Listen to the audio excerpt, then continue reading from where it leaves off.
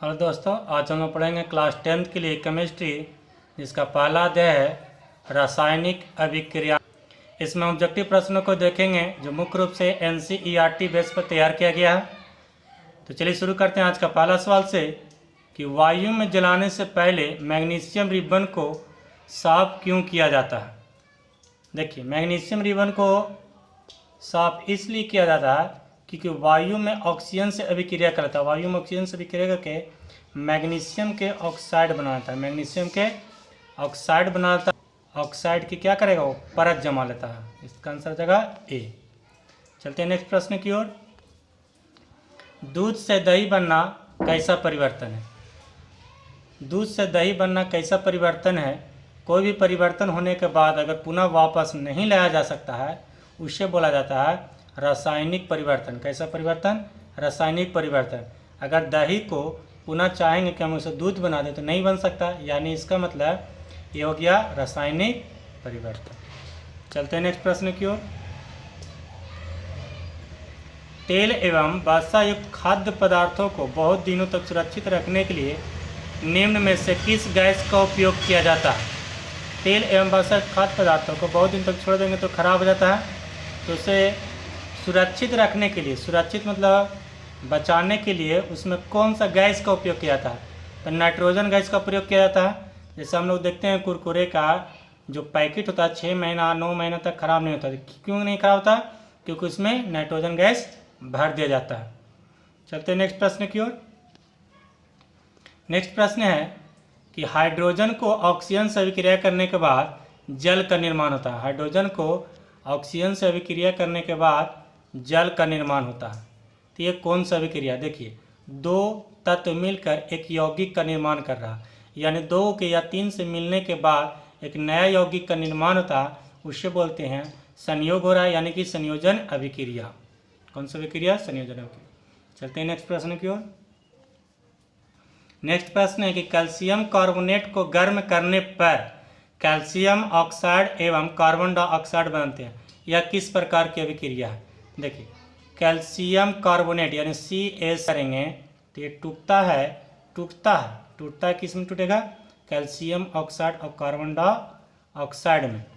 तो देखिए, एक यौगिक मिलकर, एक यौगिक टूटे विखंडित हो रहा है और टूट कर 2 नए नए यौगिक बन रहा है, यानी एक से टूट कर 2 नए नए बना, यानी कि ये जो हो रहा है वियोजन हो रहा है, विघटन हो रहा है। तो इसी को एक नाम दिया गया अवघटन अभिक्रिया। कौन सा अभिक्रिया, अवघटन अभिक्रिया। और इसी का एक और नाम है वियोजन।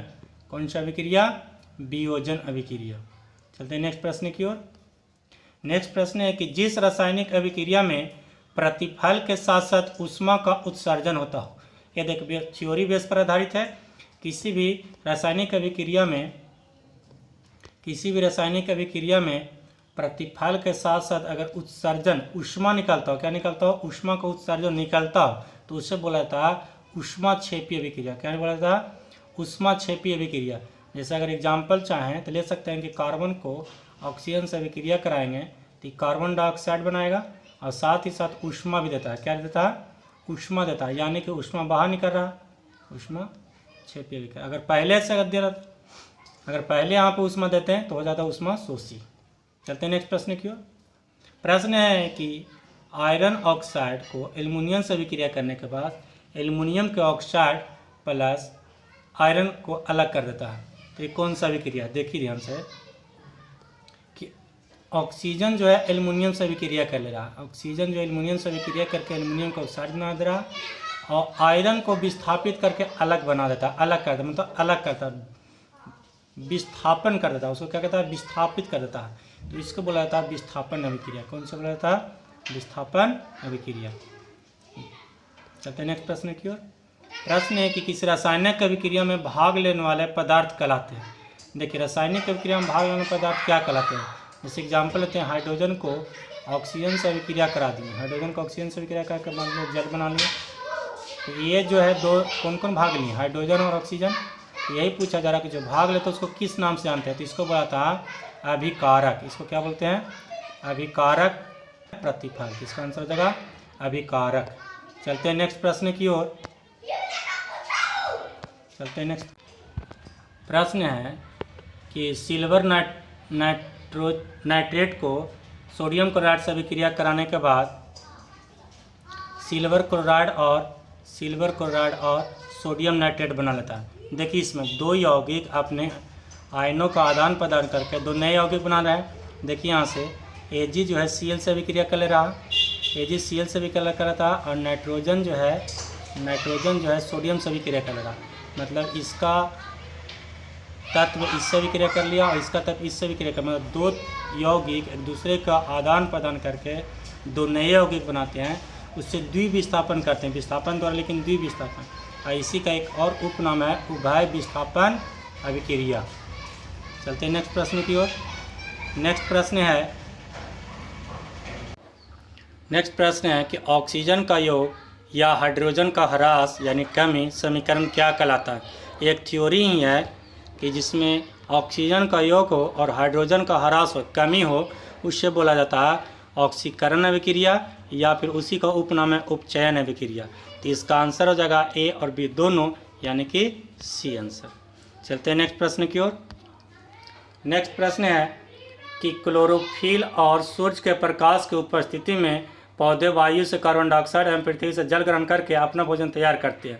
यह किस प्रकार की अभिक्रिया है। देखिए पौधे क्या करते हैं, भोजन बनाने के लिए सूर्य का प्रकाश का होना बहुत जरूरी है। सूर्य के प्रकाश की उपस्थिति में होता है, यानी कि उसे कौन सा अभिक्रिया बोलेंगे, प्रकाश रासायनिक अभिक्रिया। जिस रासायनिक अभिक्रिया में प्रकाश का होना आवश्यकता उसे प्रकाश रासायनिक अभिक्रिया कहा जाता है। चलते हैं नेक्स्ट प्रश्न की ओर। नेक्स्ट प्रश्न है कि संतुलित रासायनिक समीकरण विज्ञान के किस सिद्धांत पर आधारित है। देखिए संतुलित रासायनिक समीकरण में क्या आता है कि समीकरण के दाएं और समीकरण के बाएं और दोनों परमाणुओं की संख्या समान होनी चाहिए। जब परमाणु की संख्या जब समान होगा तो द्रव्यमान की भी संख्या क्या होगा, समान होगा। तो इसका आंसर क्या आ जाएगा, बी, यानी कि द्रव्यमान संरक्षण के सिद्धांत पर काम करता है कौन, संतुलित रासायनिक समीकरण। चलते हैं नेक्स्ट प्रश्न की ओर। प्रश्न है कि निम्नलिखित में कौन समीकरण संतुलित है। देखिए इसमें सिर्फ जांच करना है कि कौन सा समीकरण संतुलित है। तो देखिए जांच करते हैं। देखिए हाइड्रोजन इसमें 2 है और इस साइड में भी हाइड्रोजन 2 है, इसमें क्लोरीन 2 है और इस साइड में भी क्लोरीन 2 है, क्योंकि 2 यहाँ पे जो 2 होता है गुना में रहता है, 2 हो गया।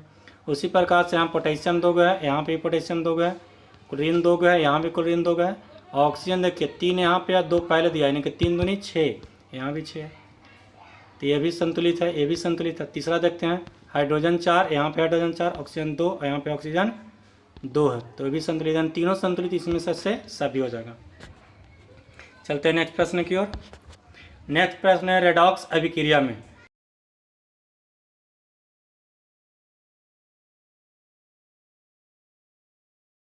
तो यह थ्योरी ही है जिसमें ऑक्सीकरण और अवकरण साथ साथ होते हैं, उससे बोला जाता है रेडॉक्स अभिक्रिया। तो इसको बोलते हैं, इसमें हो जाएगा ऑक्सीकरण और अवकरण दोनों साथ साथ, इसका आंसर हो जाएगा सी। चलते हैं नेक्स्ट प्रश्न की ओर। प्रश्न है कि प्रकाश रासायनिक अभिक्रिया में, अभी हम बताएं कि प्रकाश रासायनिक अभिक्रिया में क्या होता है कि प्रकाश का होना आवश्यकता है, यानी कि उसमें प्रकाश का क्या होता है, अवशोषण होता है। प्रकाश का क्या होता है, अवशोषण होता है।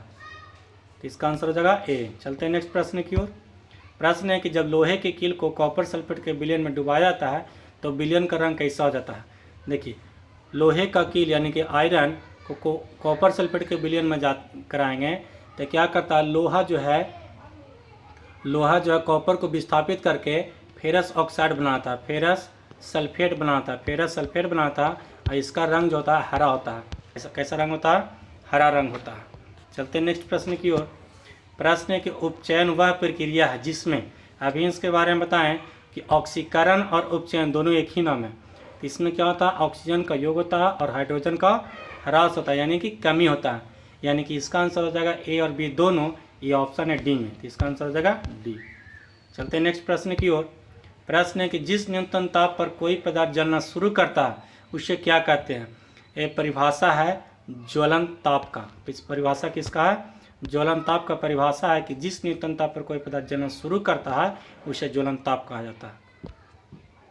चलते हैं नेक्स्ट प्रश्न की ओर कि जल का विद्युत अपघटन कराने पर मुक्त होने वाली हाइड्रोजन और ऑक्सीजन का गैसों का मूल अनुपात क्या होगा। मूल अनुपात पूछा, जैसे कि जल को विघटित करते हैं, विद्युत अपघटन करेंगे तो जल और ऑक्सीजन का अनुपात पूछा। देखिए इसका 2 अणु और इसका 1 है, तो 2:1। देखिए यहाँ 2 है 1 है, इसलिए 2:1। चलते नेक्स्ट प्रश्न की ओर।